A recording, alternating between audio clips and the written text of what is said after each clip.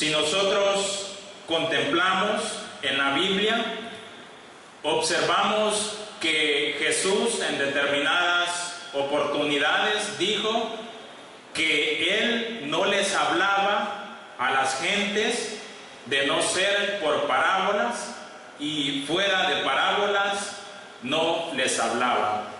De ahí las famosas palabras: el que tiene oídos oiga, y los que puedan entender, que entiendan. Encontramos a través de la Biblia un sinfín de parábolas. Por ejemplo, la parábola de la gran cena, la parábola de la sal y la pimienta, la parábola de la oveja perdida, la de el rico y Lázaro, aun cuando estos no muchos la toman como parábola, y la parábola que vamos a dedicarle estudio en esta mañana, la parábola acerca del hijo pródigo. Vamos, hermanos y amigos, en esta mañana a comentar acerca de esta parábola.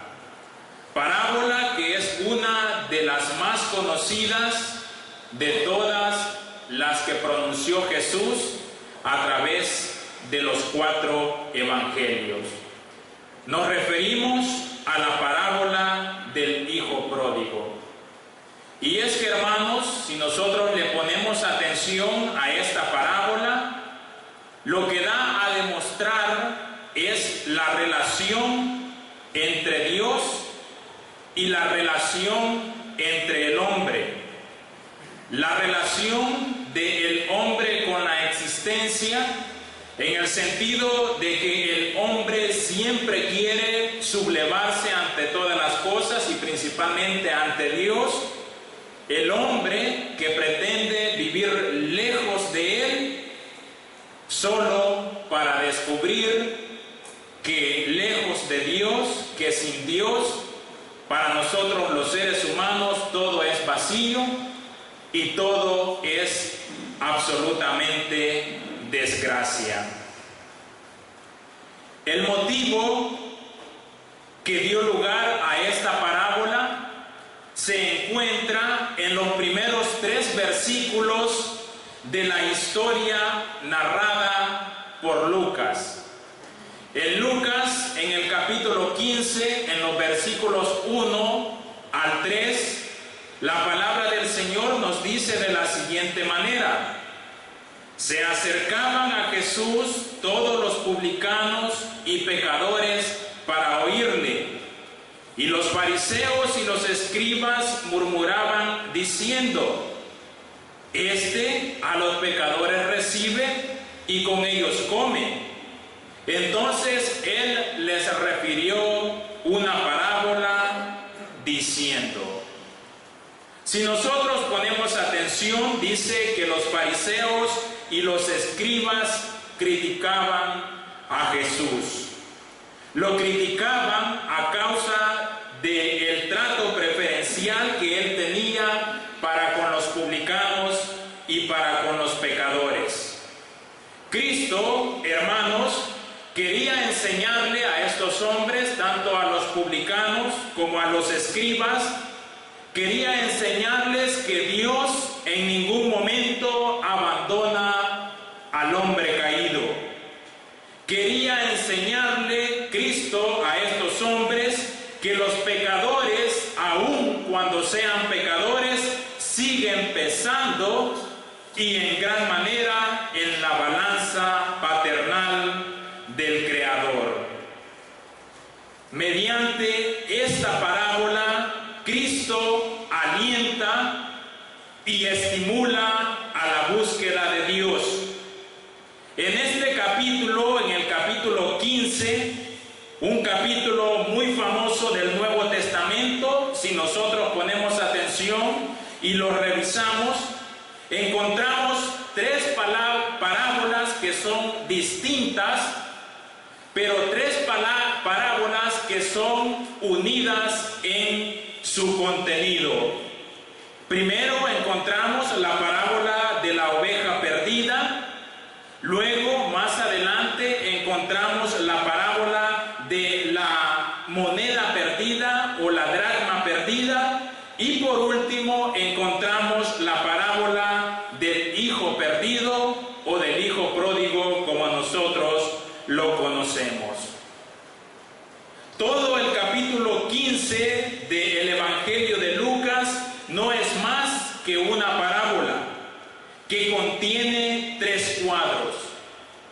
Si nosotros observamos, no hay ni siquiera una pausa en estos versículos, porque una ilustración, o sea, una parábola, desemboca en la otra. Si ponemos atención en estas tres parábolas, podemos notar que en la primera el pecador está representado por un animal. Este animal es la oveja. En la segunda parábola observamos al pecador representado por un objeto. Este objeto es la moneda o la dracma. Y en el tercer caso observamos al pecador representado por una persona. Y esta persona es el hijo pródigo. Las tres parábolas, entonces, hermanos, tienen una enseñanza en común. ¿Cuál es esta enseñanza? Perdición y búsqueda.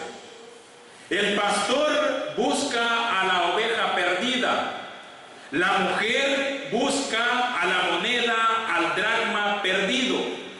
El padre, con la mirada puesta en el horizonte, en el camino, espera la llegada del hijo perdido. Pero hay un detalle muy importante que distingue, hermanos y amigos, a la tercera parábola de las primeras dos precedentes. Y es que en la primera parábola el pastor es quien va en busca de la oveja. En la segunda parábola es la mujer la que va en busca de la moneda, el dracma.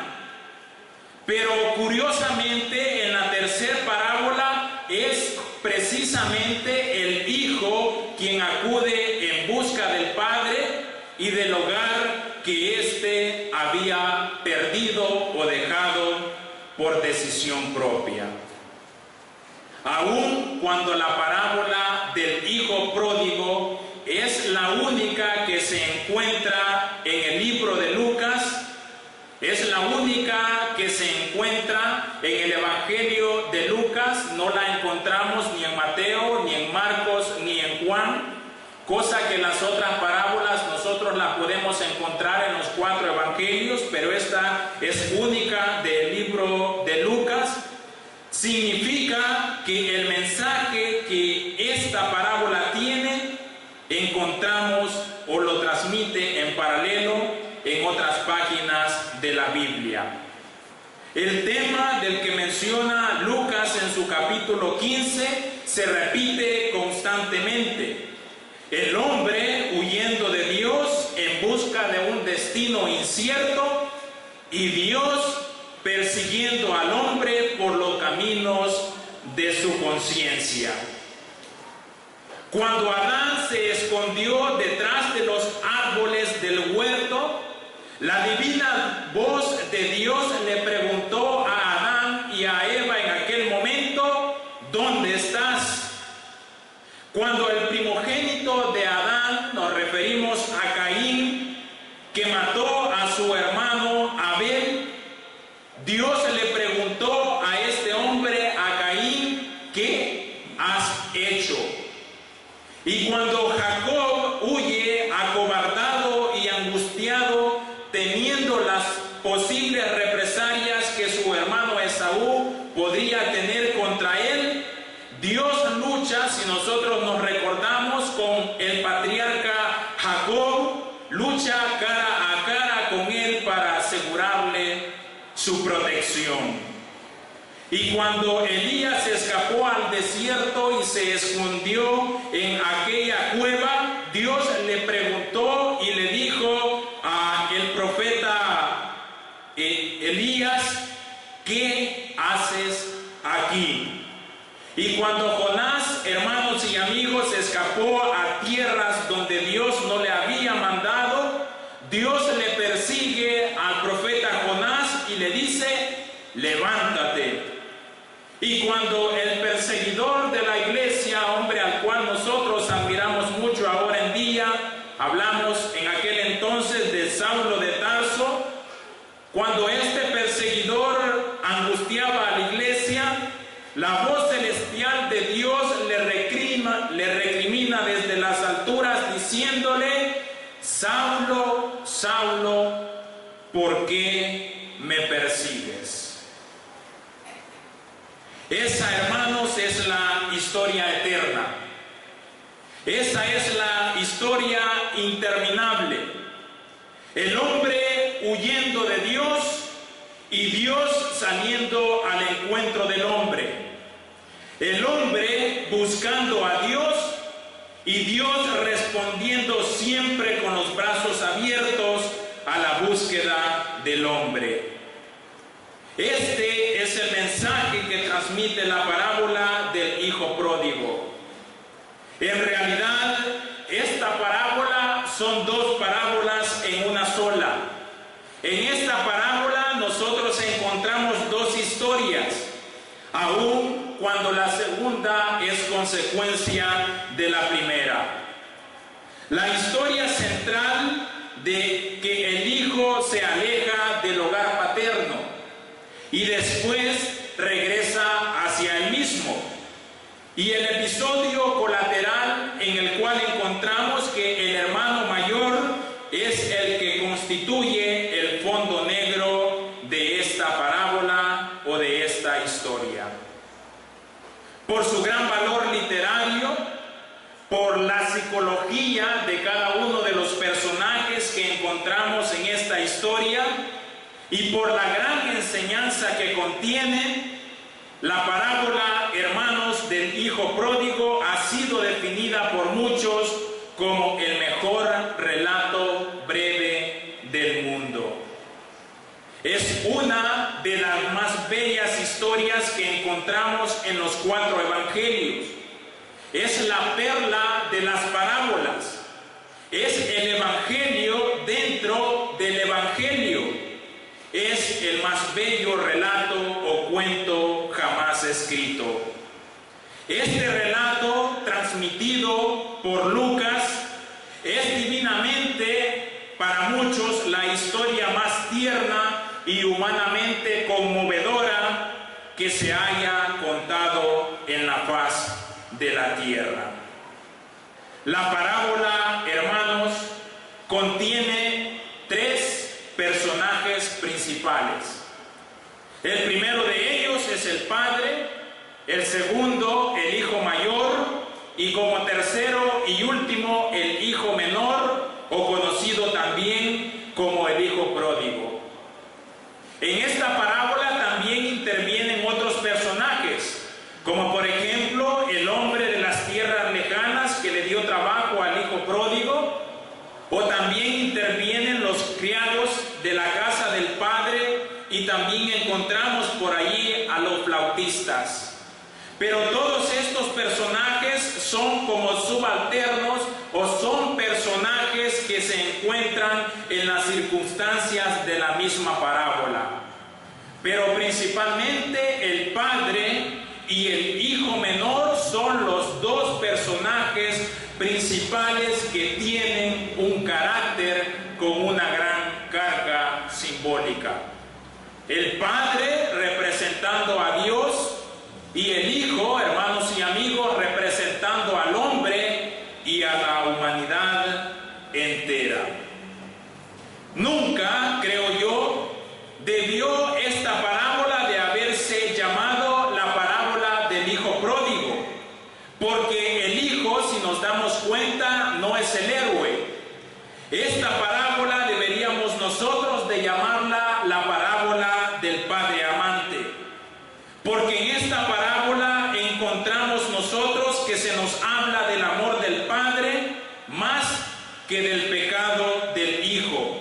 Se nos habla del padre que recibe al hijo, el cual representa el carácter amoroso y tierno de Dios para con la humanidad. Con esta parábola, hermanos y amigos, Cristo quiere enseñarnos que Dios está siempre a la espera. El anciano Juan lo menciona en el libro de Apocalipsis, cuando él dice en muchas ocasiones que Dios es quien está tomando la iniciativa para con nosotros, llamando a la puerta del corazón humano, Como aquel Padre que recibió al Hijo, así también nuestro Dios abraza a los pecadores arrepentidos que acudan a Él. Sea cual sea el pecado que hayamos cometido, o sea cual sea las razones que a nosotros nos impulsen a cometerlo. Los teólogos quieren ver en el hijo menor o ven, mejor dicho, en el hijo menor a algunos convertidos que se apartan de Dios y que luego vienen a Él arrepentidos. Y estos teólogos fundamentan el supuesto en el hecho de que Él era el hijo y heredero. Fundamentan el hecho en que Él era participante de las bendiciones espirituales reservadas solamente para los creyentes. Sin embargo, debemos de poner mucha atención y notar que cuando Cristo refirió esta parábola en el Evangelio de Lucas, en el capítulo 15, la iglesia, hermanos y amigos, aún no estaba constituida y tampoco el apóstol Pablo había redactado su doctrina a través de las cartas. Entonces, esta parábola no solamente se limita al cristiano que se alejó de Dios, sino que esta parábola se limita al convertido como al inconverso, al hombre que se aparta de Dios y que vaga en los caminos de corrupción. Esta parábola aplica al hombre perdido que abandona la fe y que luego regresa al seno del Padre Eterno.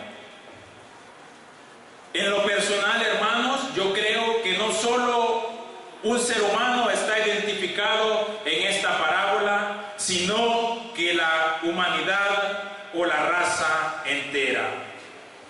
El conjunto de la descripción nos da el retrato de la humanidad alejada de Dios. Cuando Cristo nos dice en la misma parábola que el hijo pródigo volvió en sí, está presentando el estado de rebelión del humano contra Dios. Lo está representando como una especie de locura, como una especie de locura colectiva. Esa es la misma humanidad que el apóstol Pablo describe en su capítulo 1 en el libro de los Romanos.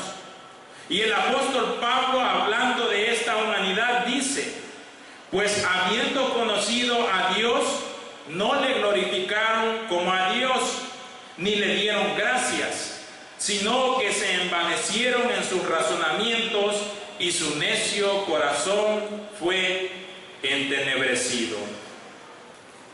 Esta misma humanidad que habla Romanos capítulo 1:21, es el mismo segmento de la humanidad que no soporta la orfandad espiritual y que regresa al Padre con el mismo sentido de culpa y aflicción que tenía el hijo pródigo. Cuando dice en el relato de la parábola, he pecado contra el cielo y contra ti. Ahora, hermanos, yo le hago a ustedes algunas preguntas. ¿Es usted miembro de la iglesia? ¿Es usted hombre o mujer? ¿Se le ha ocurrido a usted, hermano, en alguna ocasión apartarse de la iglesia? ¿O se le ha ocurrido a usted en alguna ocasión apartarse de Dios? Fuera de Dios, ¿qué es lo que usted va a encontrar?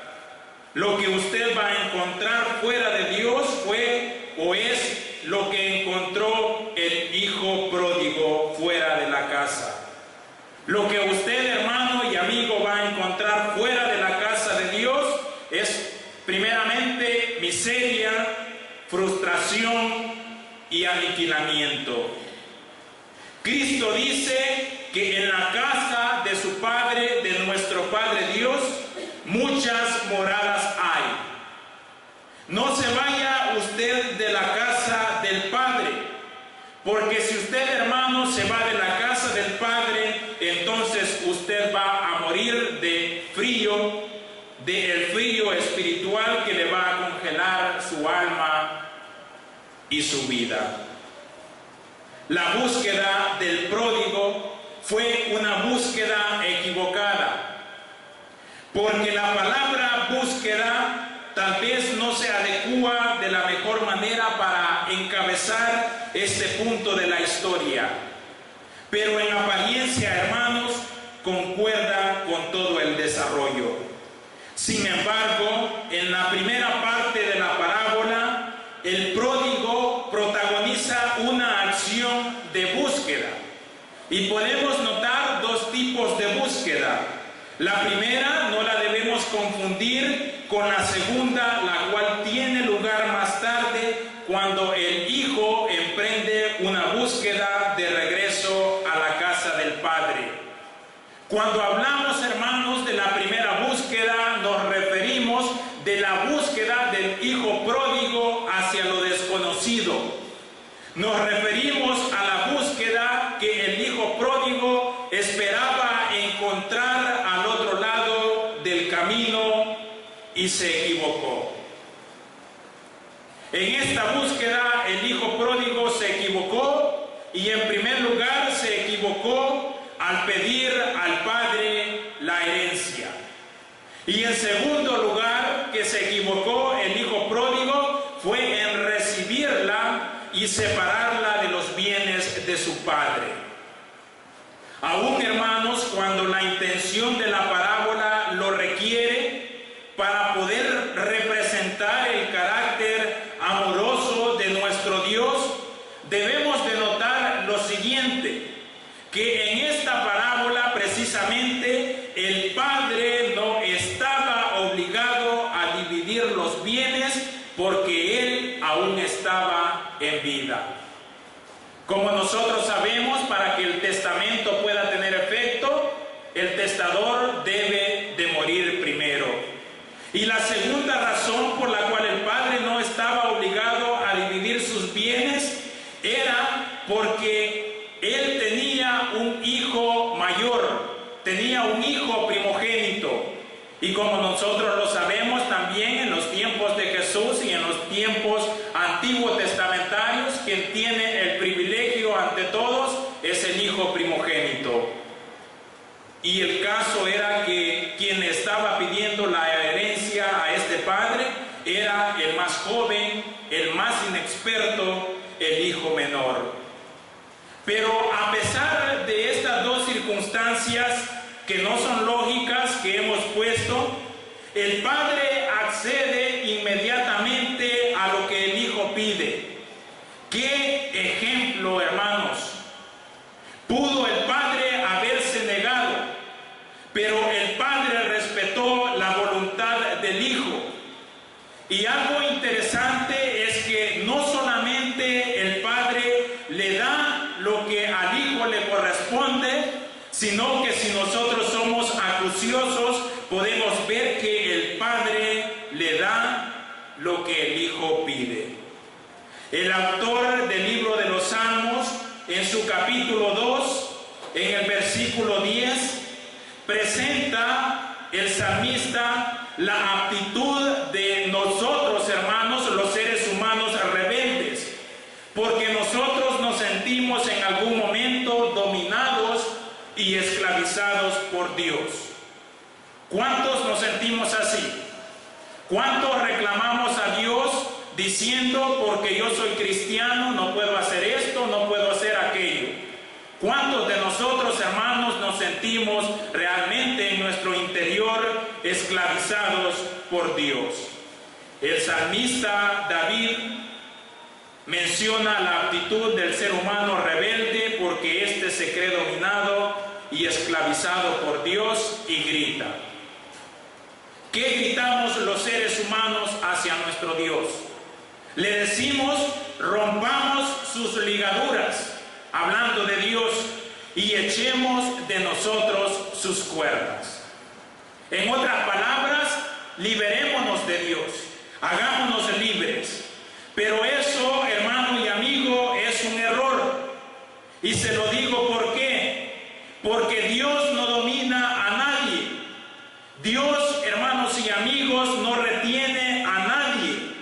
Dios no obliga a nadie a permanecer a su lado.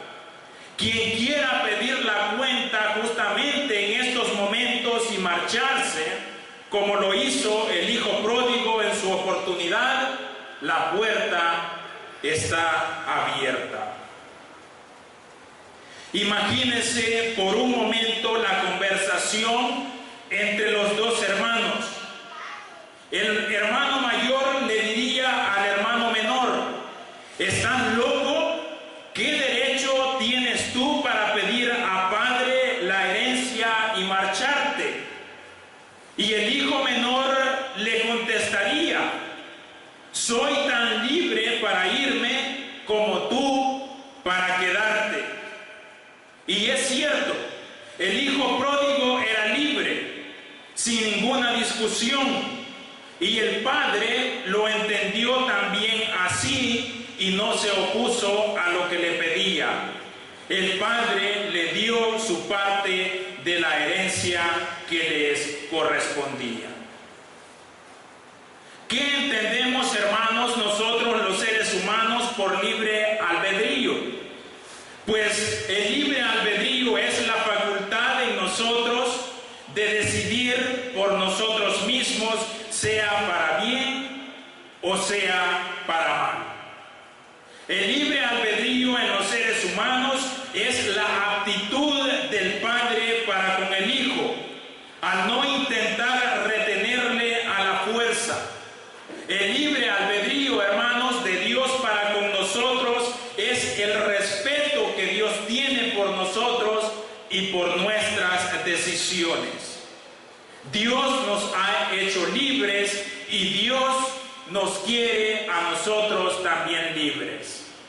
Ahora, el uso equivocado de nuestra libertad, hermanos, puede ser consecuencia de muchas desgracias como las que padeció el joven de la parábola en mención. Este joven no pensó todo esto al principio, pero este joven lo fue comprendiendo poco a poco y lo lamentó con llantos. Si hubiera el hijo pródigo sido amigo del apóstol Pedro, a lo mejor Pedro el joven le hubiera escuchado decir a Pedro: ¿a quién iremos? Si dejamos la casa del Padre, entonces ¿dónde encontraremos un refugio mejor? Cuando el hijo menor recibe la parte de la herencia que él había reclamado, lleva a la práctica la decisión que él había tomado. Al principio, a lo mejor, mientras a este joven le duró todo el dinero, que por cierto, el dinero no era suyo, porque él no lo había trabajado, las cosas a lo mejor a este joven le fueron bien. Pero al final todo terminó en catástrofe. La casa del Padre, hermanos, para nosotros en esta tierra es la iglesia que Cristo fundó con su propia sangre. Pero aún más general, hablando de una manera más general, la casa de nuestro Padre aquí en la tierra también está representada por la fe que nosotros tenemos en Él. La casa de nuestro Padre en la tierra está representada por el calor que nosotros encontramos en nuestro Dios junto a su corazón. La casa del Padre está representada por el amor, por la fe, por la esperanza, por la seguridad que Dios nos da a cada uno de nosotros. ¿Puedo yo dejar la casa del Padre? La respuesta es sí. Yo y usted podemos dejar la casa del Padre. Pero si dejamos la casa del Padre, es como que nosotros nos presentáramos al vacío y entonces morimos. El pródigo, firme en su decisión, dice la palabra del Señor, juntó todo lo que tenía, es decir, todo lo que el padre le había dado, porque él, el hijo pródigo, no tenía absolutamente nada. Algunas cosas a lo mejor él las vendería, otras las reunió y se fue lejos, dice Jesús. Se fue lejos a una provincia apartada. Ahora bien, ¿qué sentido tiene en la parábola esta provincia apartada? ¿Será que es simplemente una cuestión de distancia o es que encierra una lección simbólica? Al parecer, hermanos, el joven protagonista de la historia siguió una norma que es muy frecuente por todos los jóvenes. Y para los jóvenes, por favor, pónganle mucha atención. Cuando el joven decide abandonar el hogar, cuando decide abandonar todo lo que tenía, luego consuma la idea de dejar a los padres porque él se quiere ir a vivir la vida. Y dice, cuanto más lejos me marche, entonces será mejor. Me marcharé a un lugar que no sea o que no resulte fácil de localizar. Pues este judío era el personaje de la parábola y dice que él se fue a una región apartada. Entonces debemos entender nosotros que esta región apartada a la cual se fue este joven sonaba más bien a una región pagana. El escritor San Agustín dice que la provincia apartada a la cual se fue este joven es el olvido de Dios. Representa el estado en el cual los hombres, como escribió el apóstol Pablo, vivimos ajenos a la voluntad de Dios. La provincia, o en esa provincia apartada, como dice Jesús, el joven desperdició sus bienes. Estas palabras son de Jesús. Desperdició sus bienes. ¿Sus bienes? A mí me parece que no. Desperdició los bienes del Padre. Desperdició lo que el Padre le había dado. La pasión, hermanos, amigos y jóvenes que nosotros actualmente podemos tener por nuestra dependencia, generalmente nos va a llevar a nosotros al despilfarro. La falta de respeto que podemos tener hacia nuestros padres o hacia nuestra madre es la falta de respeto del amor que nosotros tenemos. La falta de respeto y del amor que este joven tenía hacia el Padre fue total. El joven no pensó en los años ni en el trabajo que le había podido costar al Padre en emplear el dinero que le entregó. Y nosotros nos podemos preguntar, ¿por qué este hijo, el hijo menor, no administró mejor o de una mejor manera esta riqueza? ¿Por qué el hijo menor no empleó mejor una iniciativa para iniciar una nueva vida en un marco de trabajo, de rectitud y de honorabilidad? A todos ustedes que me escuchan, hermanos, todos nosotros somos poseedores de una herencia divina. Todos nosotros estamos hechos a imagen y semejanza de Dios. El pensamiento, el sentimiento, nuestras energías espirituales, todo lo que a nosotros como seres humanos nos distingue de los animales, nos ha sido dado absolutamente por Dios. Ahora lo triste es que como el hijo pródigo, nosotros a veces también desperdiciamos estos bienes. Dice que él vivía perdidamente. Eso es lo que dice Cristo. Nos resulta a nosotros difícil imaginar la vida del joven, o mejor dicho, no nos resulta a nosotros difícil imaginar la vida del joven ¿verdad?, le duró el dinero. Y el hermano mayor nos da a nosotros dos pistas. El hermano mayor confirma que este joven dilapidó la herencia que no les correspondía, que era de su padre, en placeres femeninos.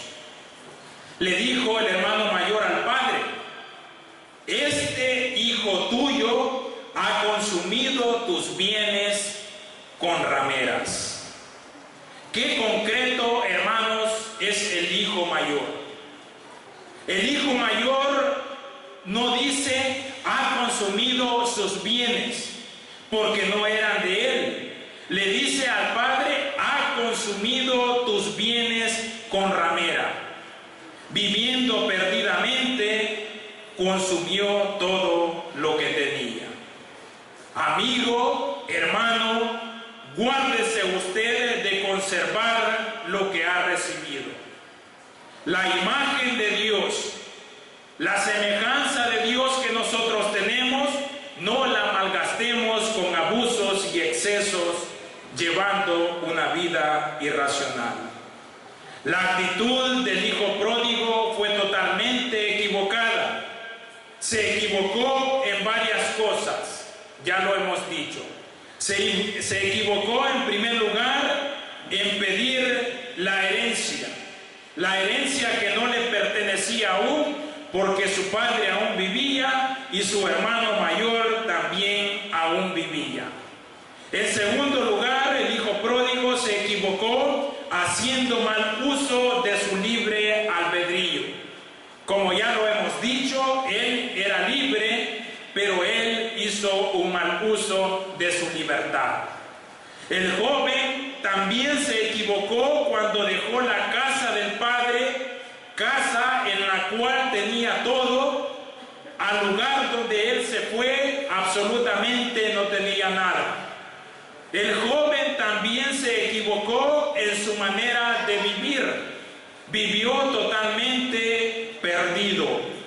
Dice el texto narrado por Jesús: y también se equivocó cuando sustituyó el joven los sanos alimentos y abundantes que tenía en su casa por las algarrobas que ni siquiera alcanzaban para alimentar a los cerdos.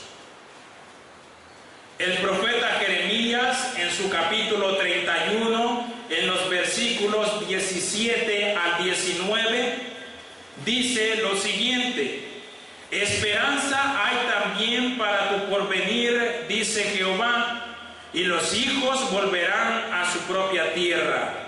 Escuchando, he oído a Efraín que se lamentaba: me azotaste y fui castigado como novillo indómito. Conviérteme y seré convertido, porque tú eres Jehová mi Dios.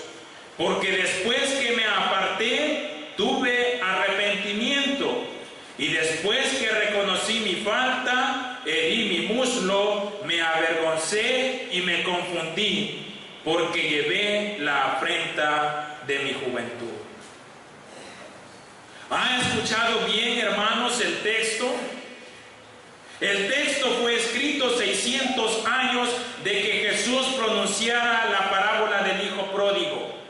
Pero al parecer, estas palabras mencionadas por el profeta Jeremías le cayeron a este hijo pródigo como anillo al dedo. El duelo poético de Jeremías indica que no hay ni puede haber más de dos caminos para poder llegar al cielo. El primero de ellos es el de la inocencia. Los niños, hermanos, van al cielo porque son inocentes. Y el segundo camino que aprecia el profeta Jeremías es el del arrepentimiento. Habiendo entonces este joven perdido el primer camino, habiendo perdido el camino de la inocencia, entonces el joven ensayó el segundo. Si analizamos las consecuencias de una búsqueda equivocada desde que iniciamos hasta estos momentos, ahora, hermanos, vamos a darle una vuelta total a nuestro mapa y vamos a ver cómo el joven camino de regreso en otra búsqueda que le traiga a él una mejor suerte. Cristo dice, palabra recordada por nosotros: buscad y hallaréis. El hijo pródigo, hermanos, buscó y halló. Esta vez su sentido de búsqueda fue más acertado que el primero. Buscad, dice Cristo, y hallaréis. El que busca, halla. Busque, hermanos, a Dios. Busque las páginas de la Biblia. Busque, hermano amigo, la iglesia de Cristo. Busque al Señor, al que murió por sus pecados para salvar su alma. Si hablé en un inicio del error del hijo pródigo, ahora debo hablar también de sus aciertos. El primero de los aciertos es que el joven acertó al reconocer su situación. Evangelio de Lucas, capítulo 15, versículo 17 dice, hablando del hijo pródigo: y volviendo en sí dijo: ¿cuántos jornaleros en la casa de mi padre tienen abundancia de pan, y yo aquí perezco de hambre? La última parte del texto, la comprensión entre su situación material y la de los jornaleros que trabajaban en el campo de su padre, tiene, hermanos, una trascendencia o importancia secundaria. Lo que salvó al hijo pródigo no es haber reconocido que los jornaleros tenían mejores oportunidades que él. Lo que salvó al hijo pródigo no fue pensar que los jornaleros merecían menos que él que por ser hijo legítimo y no trabajador a sueldo. Lo que salvó al hijo pródigo en este momento, ¿sabe usted qué fue? Lo que salvó al hijo pródigo a estas alturas fue haber vuelto en sí. Esto, hermanos, es un toque artístico maravilloso que representa el principio del arrepentimiento de nosotros los seres humanos, que representa el regreso a nuestro sano juicio, que representa hasta dónde entonces el hijo pródigo había vivido o se encontraba fuera de sí, pero hasta ese momento toma una decisión sabia. El hijo pródigo se sienta ante el tribunal, él mismo en su mente como un juez, y se considera culpable ante sus propios ojos.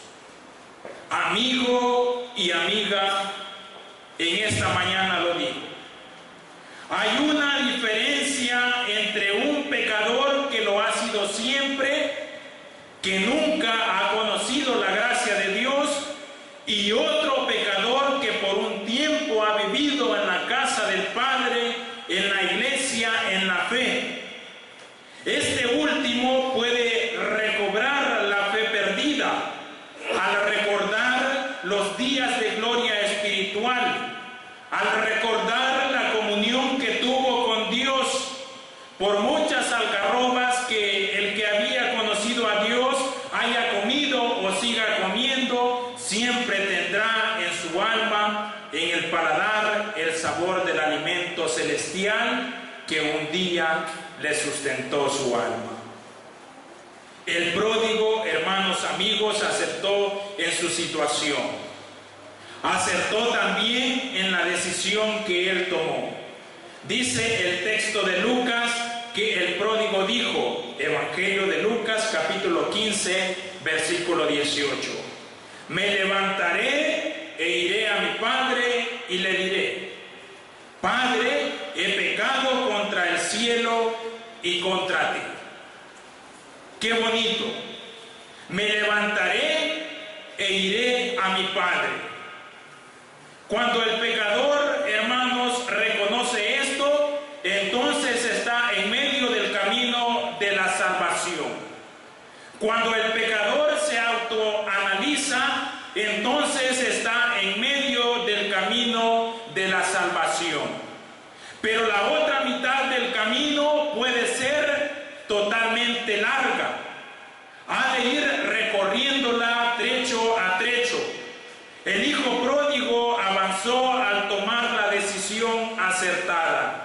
me levantaré e iré a mi padre.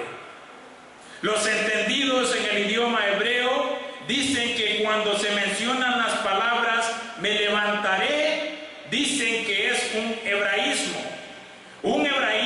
usado para indicar el comienzo de una obra. Pues cuando nosotros no hacemos nada, simplemente estamos sentados. Pero cuando nosotros decidimos hacer algo, entonces nosotros nos levantamos. El hijo pródigo quería hacer algo muy importante, algo de gran trascendencia para su vida. La enseñanza, hermanos, de este texto son claras.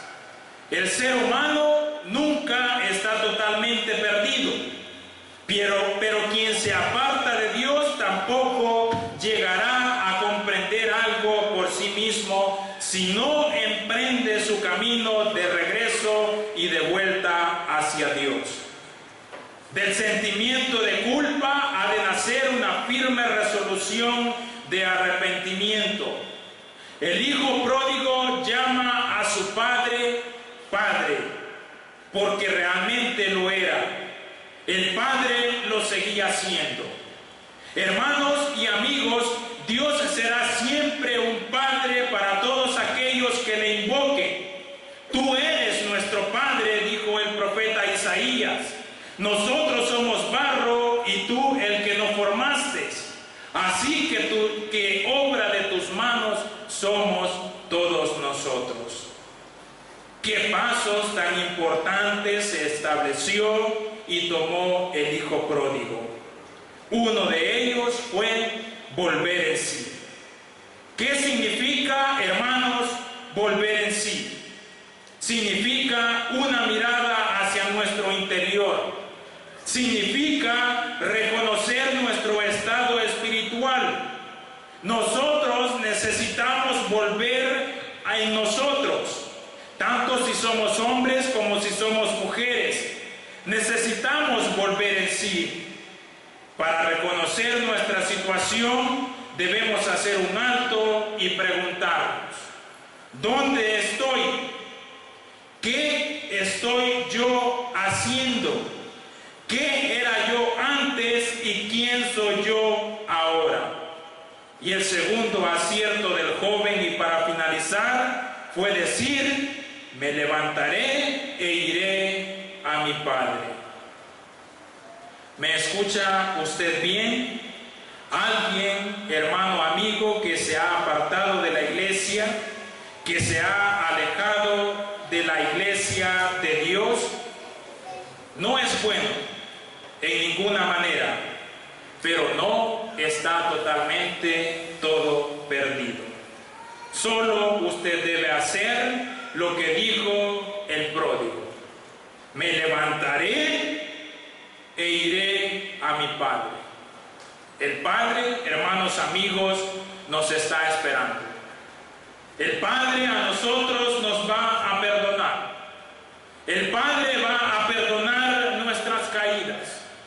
El Padre nos va a perdonar a nosotros nuestras locuras. El Padre, hermanos y amigos, a nosotros nos va a abrazar como aquel Padre abrazó a su hijo pródigo. Nos vamos a quedar hasta acá. Hemos analizado únicamente la mitad de esta parábola, pero si Dios a lo mejor nos proporciona vida y tenemos otra oportunidad, tal vez será el momento para poder seguirla analizando. Vuelve a los brazos de tu Padre ahora. Como lo dijimos en un inicio, para nuestros amigos, están en la casa del Padre, pero no son del Padre, lastimosamente. Pero tienen la oportunidad de estar en la casa del Padre y ser del Padre ahora mismo. La decisión es solamente suya.